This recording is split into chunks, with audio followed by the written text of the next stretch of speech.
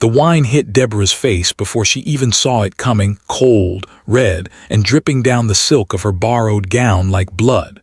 200 guests went silent. Somewhere behind her, laughter cracked through the ballroom like glass. "Oops," Somi said, swirling the empty glass between manicured fingers. "Did I do that?" Deborah didn't move, didn't blink. Her hands trembled at her sides, but her spine stayed straight because bending even an inch would be the thing they remembered, not the wine, her. Then the room shifted. Not loudly, not with shouting, just a single set of footsteps, unhurried, deliberate, crossing the marble floor like the space belonged to him and everyone in it was simply borrowing air. Kang Tae-min. The name alone made grown men reach for their drinks with shaking hands. He stopped in front of Deborah, close enough that she could smell cedar and something colder beneath it, something that didn't have a name. He looked at her, really looked, the way no one had looked at her since she arrived in Seoul 8 months ago as a nobody, an outsider, a scholarship girl with nothing but a visa and a spine of steel. Then he took off his jacket and placed it around her shoulders himself. "Apologize to her," he said to Somi, quiet, almost gentle, which was worse than shouting. Somi's face drained of color. "Tae-min SSI, I didn't. I said apologize. If you're loving the tension already, hit that subscribe button, drop a like, and comment where you're watching from right now, because this story is about to get a lot more dangerous." Somi apologized, badly, through clenched teeth, eyes darting toward the exit like she wanted to disappear into the floor. Deborah said nothing. She didn't need to. Tae-min's hand found the small of her back, guiding her away from 200 pairs of eyes that suddenly couldn't decide whether to be afraid of him or of her. "You didn't have to do that," she said once they reached the balcony, the party's noise reduced to a hum behind glass doors. "I know," he said. "Then why?" He considered the question like it deserved more than a quick answer. "Because you didn't cry, didn't run, just stood there and took it like the room owed you nothing." He paused. "I don't like watching wolves circle something that isn't afraid of them." Deborah wrapped his jacket tighter around herself, more to steady her hands than to fight the cold. "I'm not a stray you need to protect, Mr. Kang." Something flickered in his eyes, not offense, amusement. "No," he agreed, "you're not." She met him 3 weeks earlier, in a way that made no sense even now. She'd been tutoring a diplomat's daughter in English, trying to survive Seoul on a graduate stipend that barely covered rent in Itaewon, let alone the invitations that came with proximity to Korea's wealthiest circles. Somi's family had brought her to this gala as an afterthought, the poor African girl who spoke good Korean and made a useful conversation piece. A joke dressed up in silk. Tae-min had been the last person she expected to notice her, but he had, from across a crowded room 3 weeks ago, in a way that made her skin prickle with something between fear and recognition. He didn't look at her like the other men did, hungry, dismissive, entitled. He looked at her like he was trying to solve something. "Why are you really here tonight?" she asked him now, the city lights glittering behind his shoulders. "Business," he said. "Somi's father owes people money, people who work for me. And me. You're the reason I stayed longer than I needed to." The words should have terrified her. A mafia boss telling her plainly that she'd caught his attention. But instead, her heart did something reckless and stupid. It beat faster, not from fear, but from the unbearable, dangerous thrill of being seen. 2 months passed differently after that night. He didn't call her, men like him didn't call, not directly, but things began arriving. A driver waiting outside her apartment building in case she needed a ride. An anonymous scholarship renewal, larger than the one she'd applied for, that covered rent she'd been quietly drowning in. A seat reserved for her, without explanation, at events she had no business attending. She confronted him about it the 3rd time it happened, cornering him after a formal dinner where she'd been seated 2 chairs from his own mother. "Stop doing this," she said, low enough that his security detail, hovering a respectful distance away, wouldn't hear. People are starting to talk. Let them talk. Easy for you to say. You're not the one who will be deported over rumors, T-Min. His jaw tightened at the use of his given name, the first time she'd said it without the honorific. No one touches you. I've made that clear. You've made me a target, she snapped, months of quiet fear breaking loose. Do you understand what it's like to walk into a room and know everyone is wondering what you did to get the mafia boss's attention, wondering if I'm sleeping with you, wondering if I'm using you? I have nothing, T-Min. No family here, no protection, nothing but my name and my work, and you're turning that into gossip. He was quiet for a long moment. When he spoke, his voice had lost its usual command, replaced by something rougher. You think I don't know what I'm risking by wanting this? My world doesn't allow soft things, Deborah. It doesn't allow me to want someone the way I want you. Every enemy I have will use you against me the second they find out you matter. Then why do it? Because I tried not to, he said. For 3 weeks, I tried to forget the way you stood there and let 200 people watch you refuse to break, and I couldn't. She should have walked away. She told herself that later, lying awake in her small apartment, staring at the ceiling. She should have protected the fragile life she'd built, the scholarship, the visa status, the careful invisibility that had kept her safe in a country that didn't always know what to do with a black woman who refused to shrink. But when he reached for her hand that night, she let him take it. Their relationship, if it could even be called that, existed in stolen hours. Late dinners in restaurants he owned, emptied of other guests before she arrived. Quiet mornings where he'd show up with coffee and terrible Korean puns that made her laugh despite herself. He was, she learned, a man built from contradictions, capable of ordering violence with a single phone call, and capable of remembering that she took her tea with honey, never sugar. Tell me about your family, she asked him one night, her head resting against his shoulder in the dim light of his penthouse. His body tensed beneath her. There's not much to tell. There's always something. He was quiet long enough that she almost apologized for asking. Then, my father built this organization from nothing, taught me that softness gets you killed. My mother died when I was 12, heart failure officially, poison unofficially, though no one could ever prove whose hand held the cup. His voice had gone flat, mechanical, the way people spoke when reciting pain they'd memorized rather than felt. I became what I am because the alternative was becoming a target. There's no version of my life where I get to be soft, Deborah, not without someone using it to destroy me. And yet you're here with me. Yes, he turned to look at her, something raw and unguarded moving across his face. God help me, yes. This is the part where the story gets heavier. If you're still with us, smash that like button, subscribe if you haven't, and tell us in the comments what time it is where you're watching from. We're just getting started. The peace didn't last. It never does, not for people like them. It started with whispers, the kind that moved through Seoul's elite circles faster than official news. A rival organization, the Choi family, had noticed T-Min's distraction. Noticed the African woman who'd been seen at 3 events she had no business attending, who'd been photographed getting into his car outside a restaurant at midnight. Deborah found out how far it had spread when she opened her apartment door one evening to find it ransacked. Not robbed, ransacked. Every drawer emptied onto the floor, her laptop smashed. A single word carved into her wooden desk in careful, deliberate strokes. Leave. She called T-Min with hands that wouldn't stop shaking. He arrived in 11 minutes, and she'd never seen his face like that before, not angry, not even furious. Something colder, something that made his security detail avoid eye contact. Who did this, he said, not a question, a demand aimed at the universe itself. I don't know, there was no one here when I got back.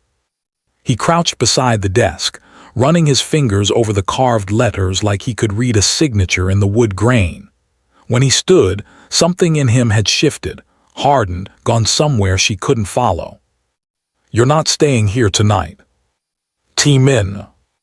"You're not staying here," he repeated, and this time it wasn't the voice of the man who brought her coffee and terrible puns.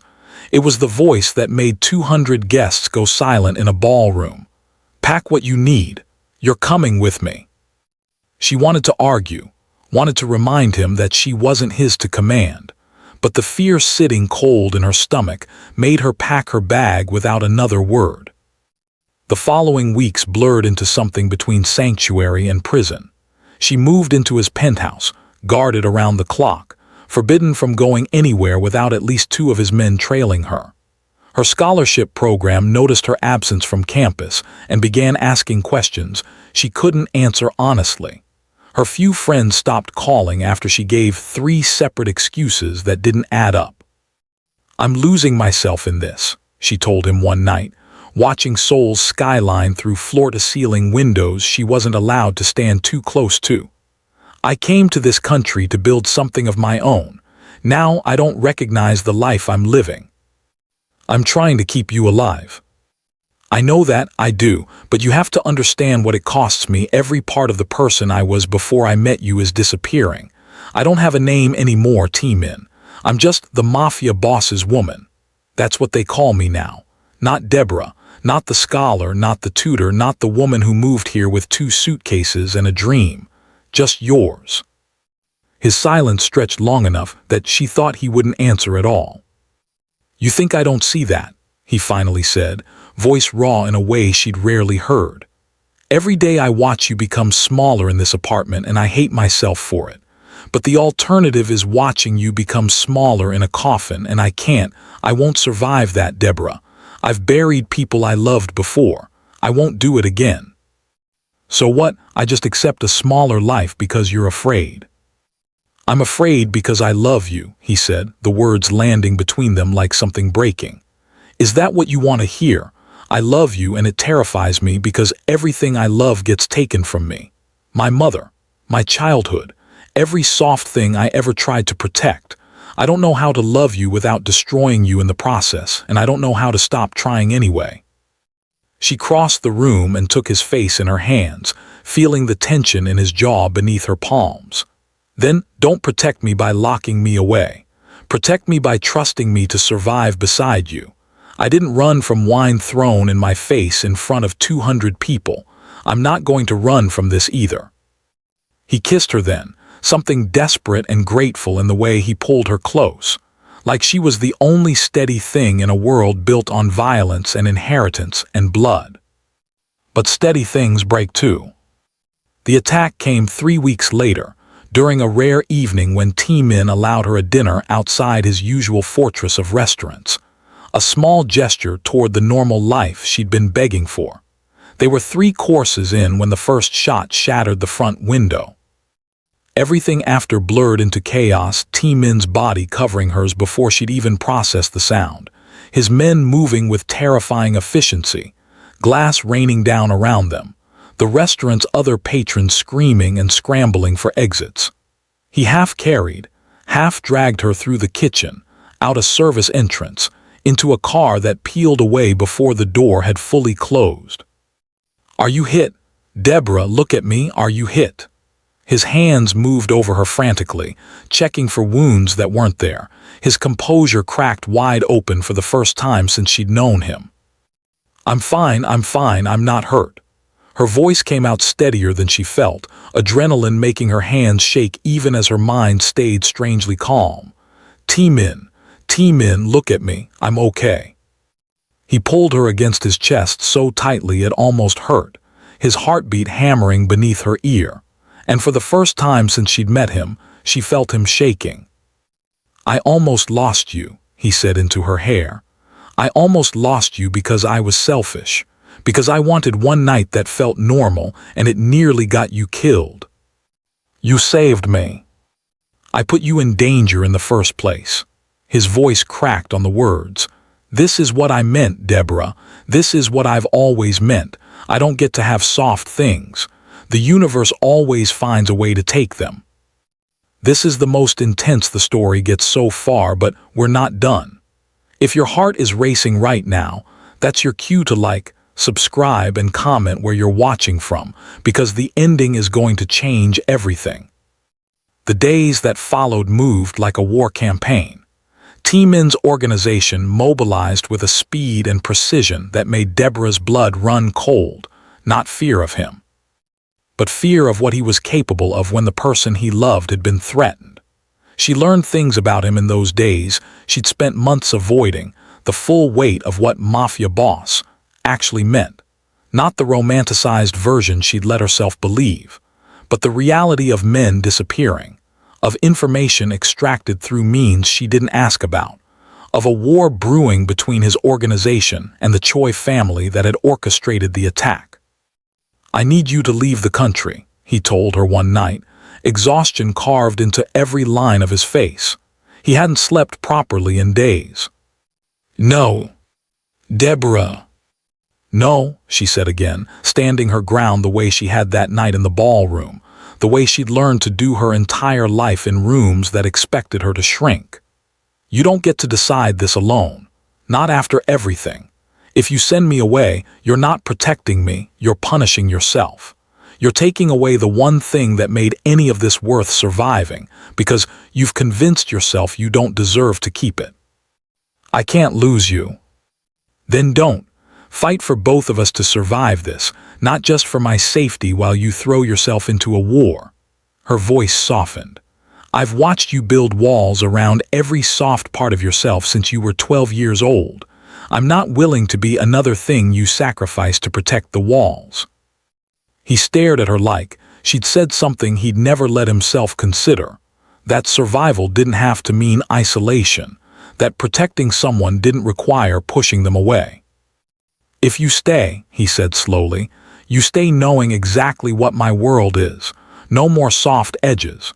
No more pretending this is just business associates and gala dinners. You'll see all of it." "I already have," she said. "I saw it the night a bullet went through a restaurant window looking for us. I'm still here." The war with the Choi family lasted 6 brutal weeks, weeks of safe houses and sleepless nights, of Deborah learning to read the tension in T-Min's shoulders before he said a word, of loving a man whose job required violence she'd never fully understand and had stopped trying to justify. She wasn't naive about what he was. But she'd also seen who he became when he thought no one was watching. The man who still remembered her tea order in the middle of a crisis, who called his men off an interrogation, because she asked him to, who chose, again and again, to let her stay close instead of pushing her toward the safety of distance. It ended not with more violence, but with an uneasy truce, T-Min's organization proving too costly to fight. The Choi family's leadership quietly replaced after internal disputes that Deborah suspected weren't entirely internal. She didn't ask questions she didn't want answered. 6 months after the wine had been poured over her head in front of 200 guests, Deborah stood in that same ballroom, wearing a gown that was entirely hers this time, purchased with money she'd earned finishing her graduate program despite everything. Somi was there too, seated near the back, careful now to avoid eye contact. T-Min found her by the same balcony doors, 2 glasses of wine in his hands. "Should we test if lightning strikes twice?" he asked, offering her a glass with something like a smile. She laughed, a real laugh, the kind that had become easier over the months, the kind that no longer felt stolen from a life she was supposed to be too afraid to live. "I think we've had enough excitement for one lifetime," T-Min Kang. "Just one lifetime." He set both glasses down on the balcony railing and pulled her close instead, forehead resting against hers. "I was hopping for several." "Careful," she murmured against his lips. That almost sounded soft. "Only for you," he said. "Always only for you." Behind them, the ballroom glittered with the same lights, the same wealth, the same watching eyes that had once seen her as an object of ridicule. But this time, when T-Min led her back inside, hand laced firmly with hers, no one dared to laugh. No one dared to test whether the man who'd once crossed a silent room to defend a stranger would do it again for the woman he'd chosen to love, openly, dangerously, and without apology. She wasn't the girl who'd walked in 8 months ago with nothing but a visa and a spine of steel. She was still that girl, in some ways, still unwilling to bend, still refusing to let a room decide her worth. But she'd also become someone new, a woman who'd survived bullets and betrayal and the terrifying vulnerability of loving a man the world called dangerous, and who'd chosen, every single time, to stay anyway. If this story kept you glued to the screen, this is your final reminder. Like the video, subscribe to the channel, and drop a comment telling us where you're watching from and what time it is right now for you. We love seeing how far this story traveled. Before you go, we want to hear from you. Comment below with 3 major lessons you took from Deborah and T-Min's story. Was it about standing tall when the world tries to humiliate you? About the cost of loving someone whose world is built on danger? About choosing to stay and fight for love instead of running from it? Tell us in the comments. We read every single one. Thank you for watching until the very end. If you enjoyed this story, don't forget to like, subscribe, and share it with someone who loves a dark, emotional romance as much as you do. We'll see you in the next story.